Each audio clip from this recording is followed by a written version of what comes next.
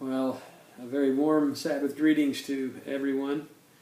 I say warm because I'm trying to be positive. It's still pretty cold out there, although it seemed rather tropical in comparison to what it has been in the last couple of weeks. So I'm not going to complain about that. Although I know around the area there is the forecasts are again kind of ominous. We never really know exactly what to expect, but they're forecasting for snow around most of the area. I know freezing rain and snow in certain areas, and so please, again, I would encourage you, please be safe. Be safe out there when you're traveling around and trying to make it to services and to the different activities and things that may be going on around the area. And we are still scheduled to have a Spokesman's Club in Milwaukee tomorrow for the Sabbath. I mean, maybe today or tomorrow, depending on when you're watching this. But anyway, we will be planning on having a Spokesman's Club, and then as well as a game night tomorrow evening, unless the weather just really decides not to cooperate, and we may have to cancel it. But for now, we're going to go forward with that. Also, we have a planning meeting that is scheduled.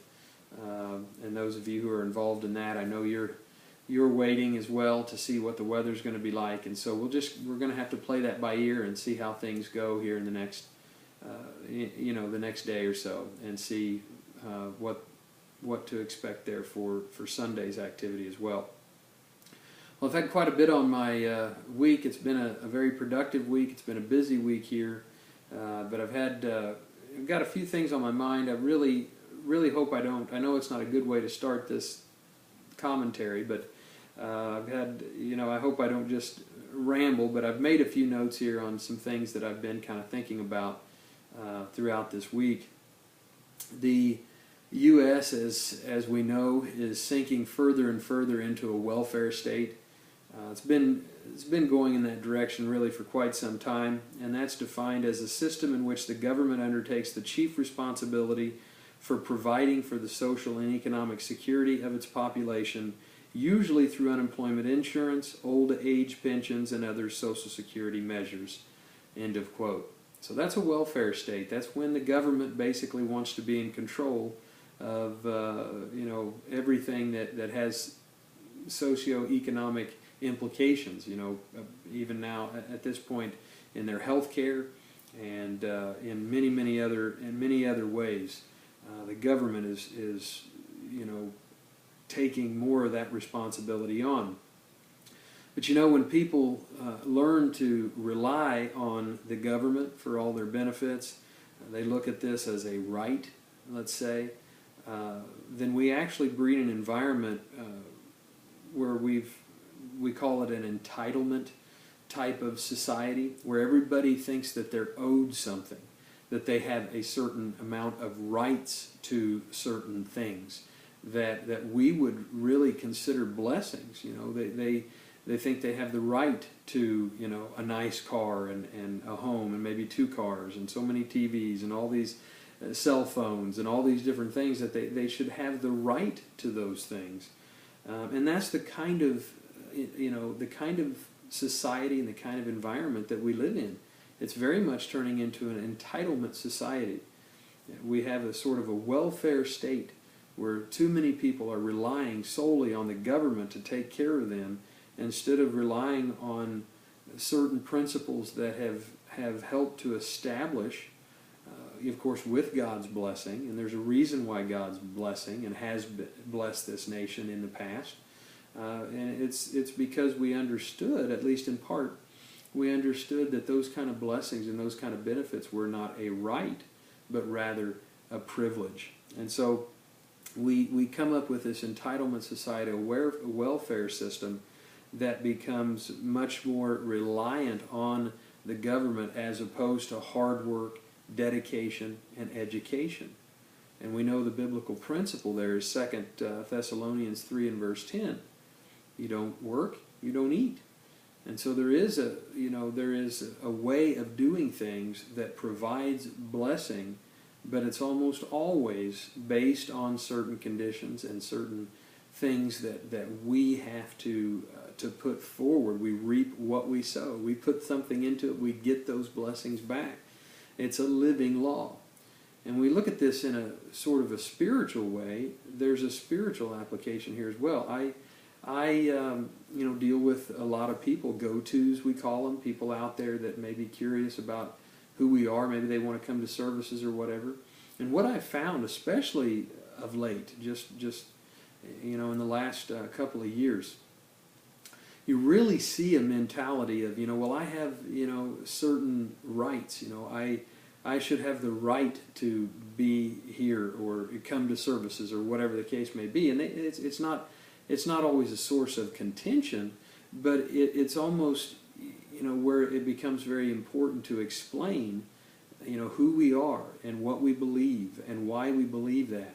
And the fact that we're not a casual church-going experience. And that's what we see out there going on in the world. And I've talked about that in the area before. But, it's something that goes right along with the society we live in. It's a sort of an entitlement society that, I have the right to whatever I want to do and whatever things I want. I should have the right to those things.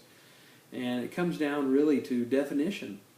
What is the difference between a privilege and a right?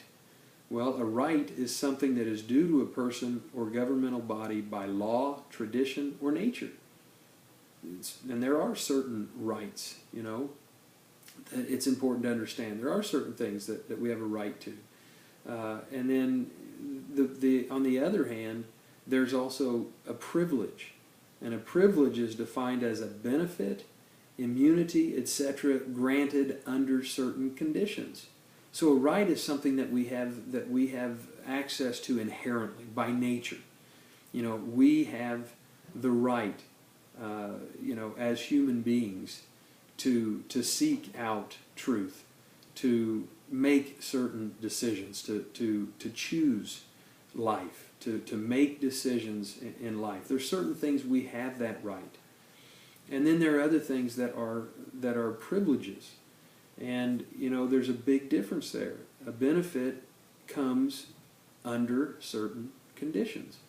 And sometimes we even get in the Church of God, there's a mentality there where, I have the right to be here because of whatever kind of justification that a person might have. But actually being a part of the Church of God is a privilege. It's a privilege. It's something that is extended as a benefit under certain conditions. And once those conditions are met, then certainly that person has the wonderful blessing and benefit of being in the Church of God.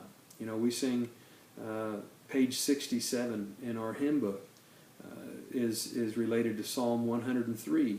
David said, "Forget not all his benefits to those who fear his name." It says here in Psalm 103, when you put it in the context, he is talking about benefits. He says, 103 in verse 2, "Bless the Lord, O my soul, and forget not all his benefits." And, he goes on to explain many of those benefits. And then when you get to verse 17, he says, "But the mercy of the Lord is from everlasting to everlasting on those who fear him, and his righteousness to children's children, to such as keep his covenant, and to those who remember his commandments to do them." So, what David is describing there is certainly not a right to all of those benefits.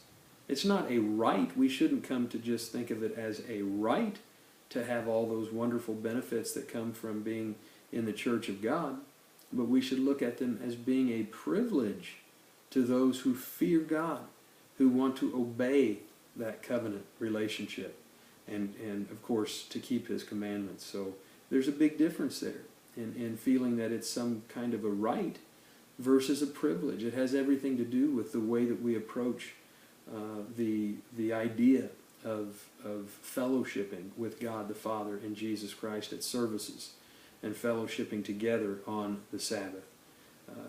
Proverbs 10 and verse 6, it says, "Blessings are on the head of the righteous."